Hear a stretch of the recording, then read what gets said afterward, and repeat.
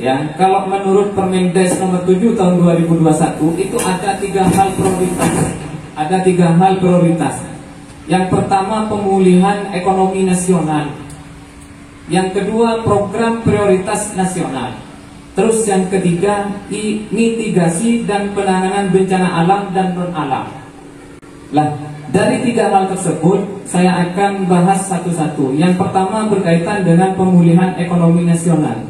Seperti apa sih yang harus kita lakukan berkaitan dengan pemulihan ekonomi nasional? Yang pertama adalah desa tanpa kemiskinan. Apa yang harus dilakukan dengan program ini? Desa tanpa kemiskinan. Salah satunya yang dicontohkan di Permendes nomor 7 tahun 2021 itu adalah meneruskan kegiatan PLT yang kemarin, Bapak. Ya, mengurangi beban pengeluaran masyarakat adalah salah satunya. Ya, contohnya meneruskan BLT dana desa.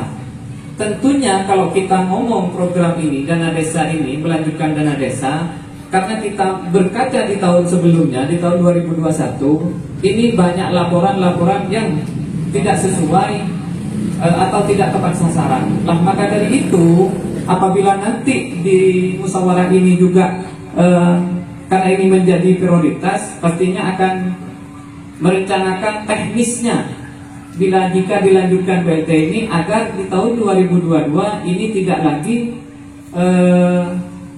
ini seharusnya dapat, ini tidak dan sebagainya. Maka teknis di sana nanti kita perbaiki.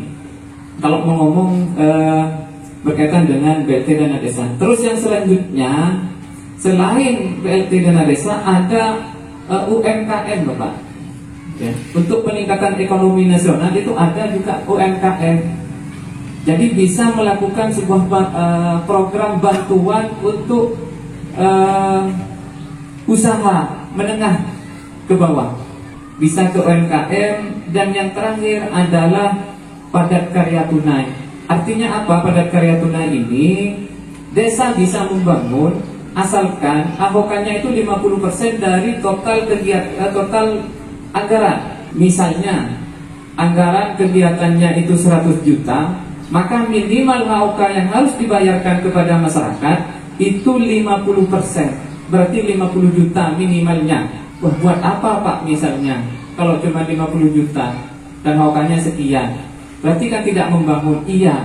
Dan ini dicontohkan kemarin di kabupaten kegiatan-kegiatan PKTB seperti ini. Misalnya pembersihan atau saluran, normalisasi saluran dan sebagainya, maka itu yang dimaksud PKTB ini bisa memberikan pekerjaan kepada masyarakat sehingga yang pengangguran itu bisa masuk di sini dibayar gitu kan, bisa menyerap tenaga pekerja sebanyak-banyaknya. Itu yang diharapkan ya. Kalau berbicara terkait dengan pemulihan ekonomi nasional, yang pertama itu BLT, kedua UMKM, dan yang ketiga itu padat karya tunai.